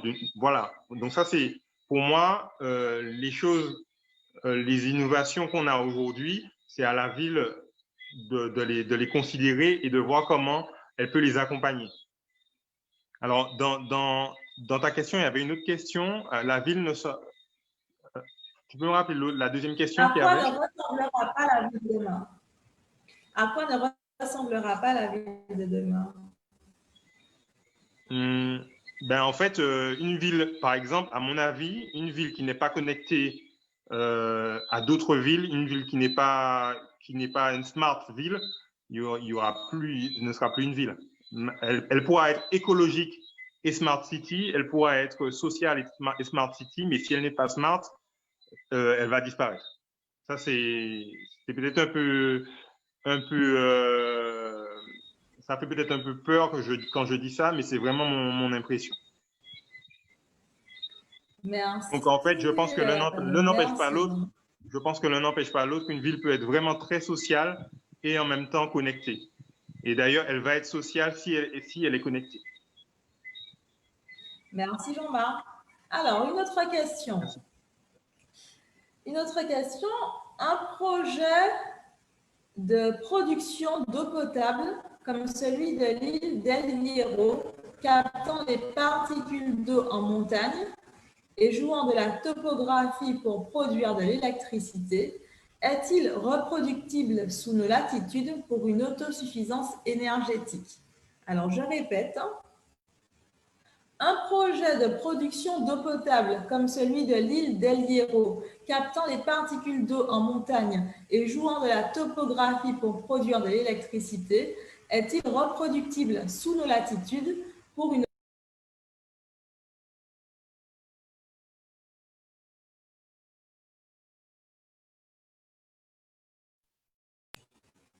On t'a perdu, Oui. Victoria. Marwan, tu veux répondre ou... Ouais, je veux bien. Ouais. On a eu un problème de bande passante dans les bureaux là. C'est pour ça que vous nous avez perdu tous les deux un instant. Vous m'entendez? Oui, oui, on t'entend, vas-y. Ok, bon. Très bien. Alors, le dispositif de l'île d'El Hierro ne capte pas l'eau en montagne. C'est un dispositif de stockage d'énergie par pompage. En gros, vous avez une production photovoltaïque et éolienne de mémoire sur El Hierro qui intervient de façon naturelle, c'est-à-dire qu'à un moment, il y a du soleil et du vent, ça produit. Ceci n'est pas forcément synchrone avec la consommation d'énergie, d'électricité en tout cas, sur le réseau de l'île. Donc, il y a la notion de stockage de l'énergie. Et en l'occurrence, il y avait une particularité, c'est qu'il y a des excavations, de mémoire, je crois que c'est une mine, hein, je crois, sur El Hierro, et que c'est d'ailleurs une mine de fer très ancienne, c'est peut-être de là que vient le nom de l'île, mais je ne suis plus sûr. Et en fait, donc, ils avaient un trou, et ils se sont dit, tiens, pendant qu'on a du photovoltaïque et de l'éolien qui ne servent pas à grand-chose, on va pomper de l'eau, je ne sais plus si elle est douce ou de mer, du coup, et puis on va la stocker en haut. Et puis quand on aura besoin de l'énergie électrique, on va turbiner cette eau en la laissant descendre. C'est ce qu'on appelle, ça a été une des premières stations de transfert d'énergie par pompage, en Europe en tout cas. C'est une technologie qui est très très répandue au Japon par exemple. C'est eux qui ont plutôt développé ça. Il y a eu plusieurs propositions en Martinique de différentes échelles. Et elles n'ont pas abouti, mais je ne pense pas que ce soit pour une problématique de faisabilité technique ou d'aménagement. Je pense que c'est pour des problématiques plutôt de marché général ici, des difficultés d'innovation. Merci Marwan, Victoria, ça passe pour merci toi? infiniment. Merci Marwan, merci beaucoup. Vous m'entendez? Oui, on t'entend. Super. Alors, on va prendre une dernière question parce qu'on ne pourra pas faire toutes les questions malheureusement. Donc, on va prendre une dernière question. Le principal problème n'est-il pas la surpopulation de nos villes qui génère toutes les nuisances connues de tous? Ainsi, ne faudrait-il pas travailler sur une déconcentration de nos villes et revisiter l'aménagement du territoire? Je répète, le principal problème n'est-il pas la surpopulation de nos villes qui génère toutes les nuisances connues de tous? Ainsi, ne faudrait-il pas travailler sur une déconcentration de nos villes et revisiter l'aménagement du territoire?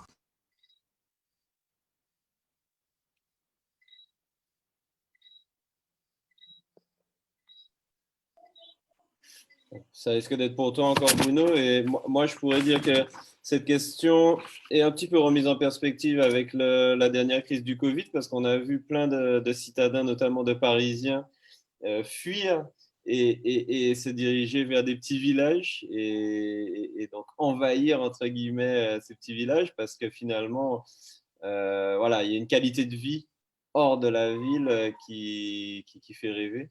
Maintenant, je vais laisser Bruno répondre. Moi, je ne suis pas du tout urbaniste.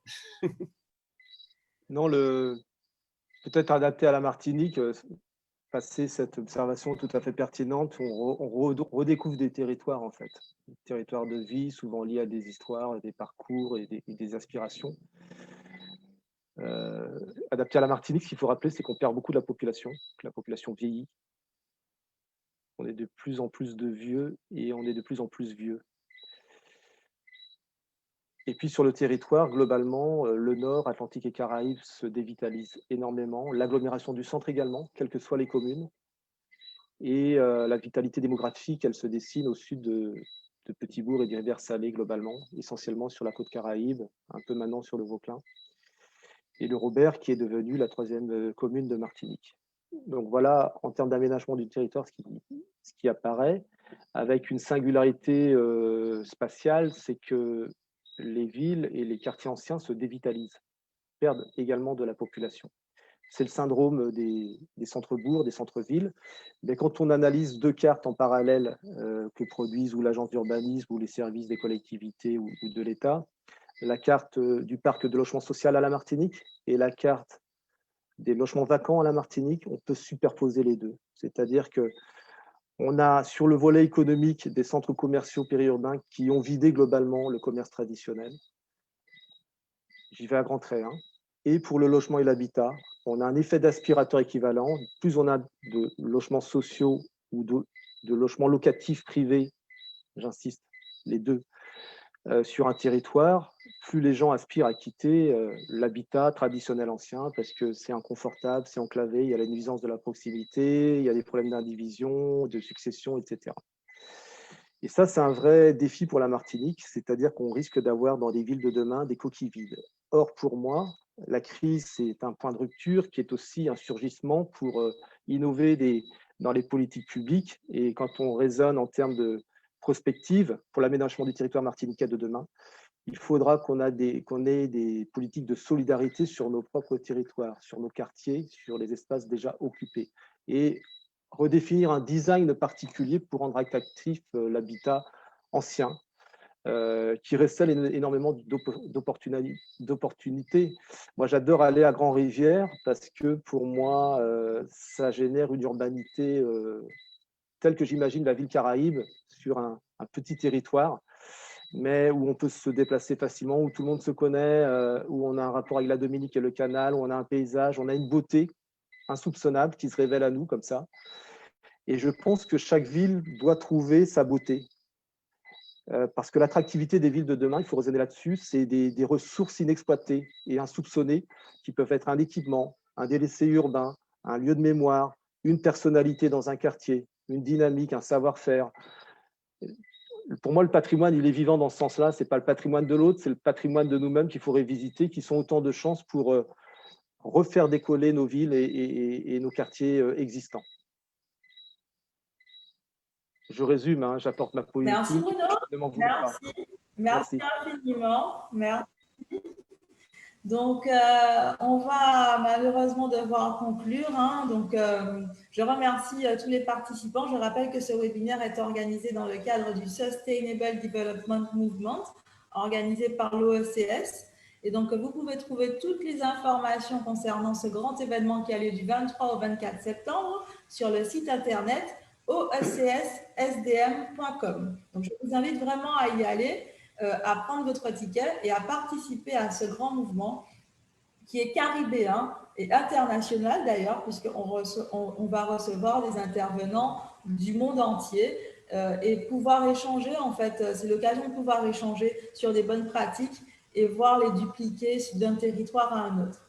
Donc, ce soir, je rappelle que nous recevions 6 intervenants. Jean-Marc Bullet, Jean-Nicolas François, Nicolas Brem, Bruno Carrère, Marwan Bejgan, Jian Pognon. Et nous allons maintenant passer au mot de la fin. Avec quoi est-ce que vous repartez? Qu'est-ce que vous avez envie de nous dire en guise de dernier mot? Et on va commencer avec...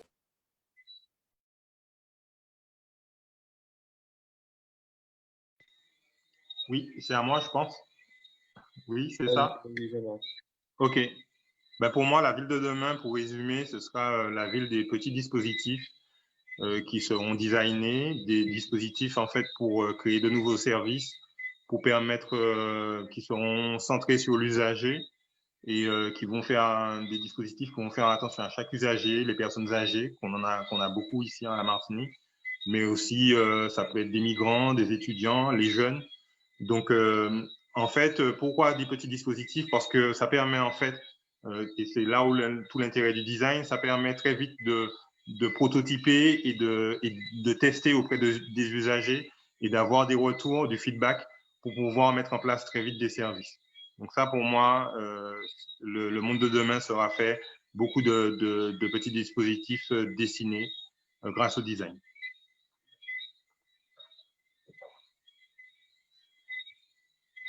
Merci Jean-Marc. On continue avec Marwan pour ton mot de la fin.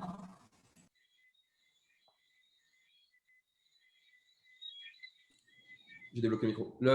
Pour le mot de la fin, je pense que notre ville de demain doit refléter notre société de demain. C'est une société où, grâce justement à la technologie et à l'acceptation de cette technologie dans l'organisation de notre société, à l'acceptation de l'expression dans sa diversité, puisqu'aujourd'hui, l'accès à la technologie, à la richesse et donc à la capacité à exécuter n'est plus dépendante de votre origine ou d'une certaine qualité, une place où tout simplement l'innovation a sa place dans la ville et au service du citoyen. C'est-à-dire qu'une innovation peut être acceptée et valorisée dans un quartier et pas dans le quartier d'à côté, parce que tout simplement, ce ne seront pas les mêmes personnes.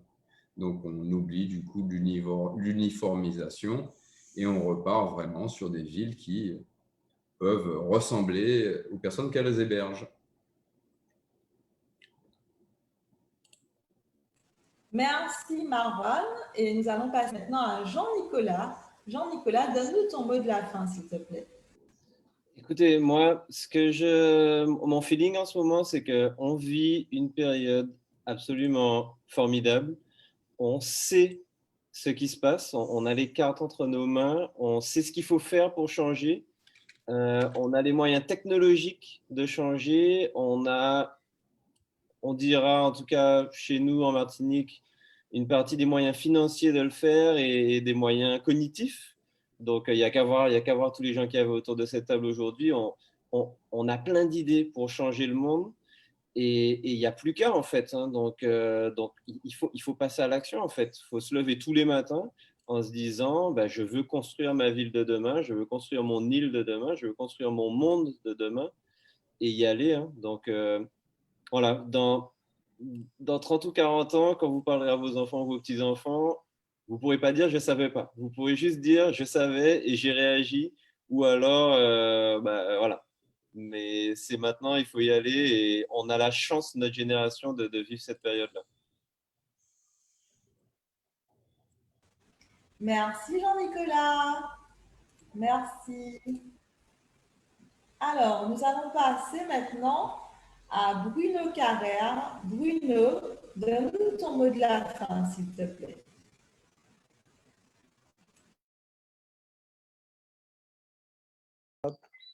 Vous m'entendez? Oui. Je me félicite déjà d'avoir participé à cette rencontre avec des gens que j'espère revoir, avec qui je souhaite échanger bientôt.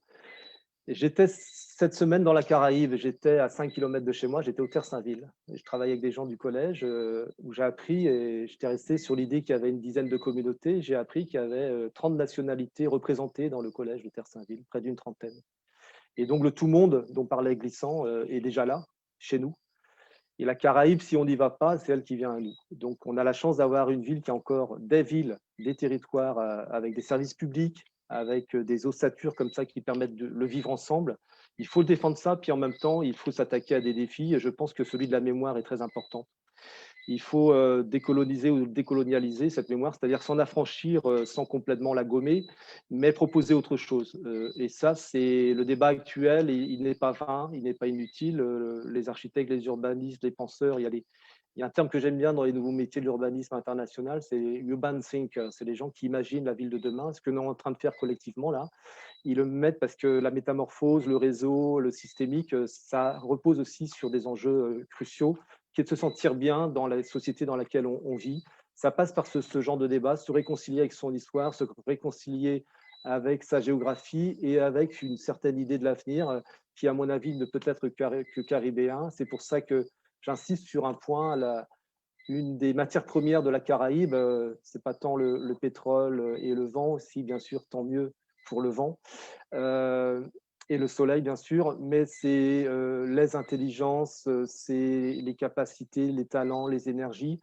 Et je crois qu'il y a un devenir évident pour les économies créatives au cœur de la ville, encore faut-il qu'elles se libèrent d'elles-mêmes et qu'il y ait pour ça des lieux, des dynamiques qui leur permettent de s'exprimer pleinement. Et l'avenir du pays et de nos villes passera par cette libération-là.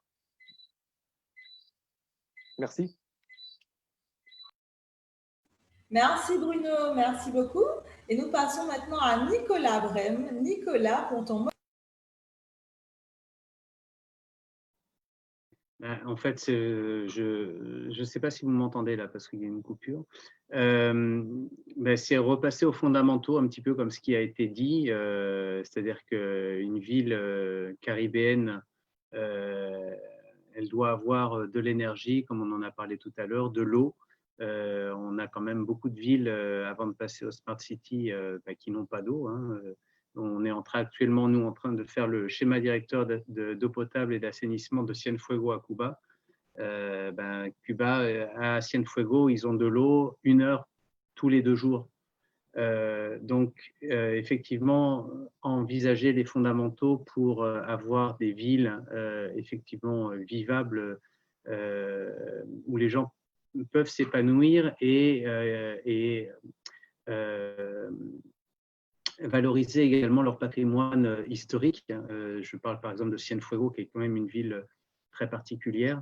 Voilà, donc c'est passer aux fondamentaux. Je pense que malgré les éléments d'innovation que j'ai introduits avec les abeilles, etc., avoir l'accès à l'eau, à l'électricité, à de la mobilité, comme il a été dit au tout début, ça me paraît être le fondamental pour que les gens se sentent bien dans leur ville. Voilà. Merci Bruno. Merci Nicolas, excuse-moi. Merci Nicolas. Et nous allons conclure avec Jeanne Cognon. Jeanne, peux-tu nous partager ton mot de la fin, s'il te plaît? Je vais rejoindre un peu la conclusion de Jean-Nicolas en reprenant un peu ce que tout le monde a dit. Bruno a parlé de quartier autoconstruit, Marouane du penser ensemble, Jean-Marc de cognition, de collaboration, etc.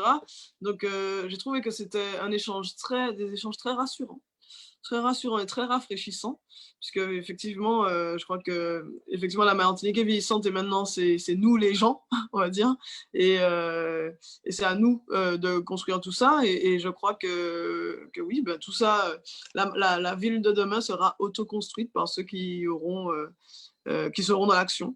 Donc voilà, je rejoins mes camarades et effectivement, j'ai aussi hâte qu'on se revoie pour discuter ou pour construire, pour élaborer ce que sera pour nous tous ensemble et avec nous tous ensemble la ville de demain.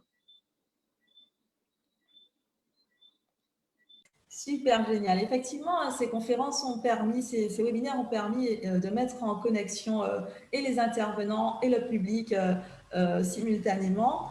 Et je tiens à vous remercier d'avoir accepté à nouveau de participer à ce dernier webinaire, à ce 6e webinaire. Donc, merci Jeanne, merci Nicolas, merci Jean-Nicolas, merci Marouane, merci Bruno, merci Jean-Marc, merci à tous nos participants. Et comme toutes les bonnes choses ont une fin, eh bien notre webinaire également touche à sa fin.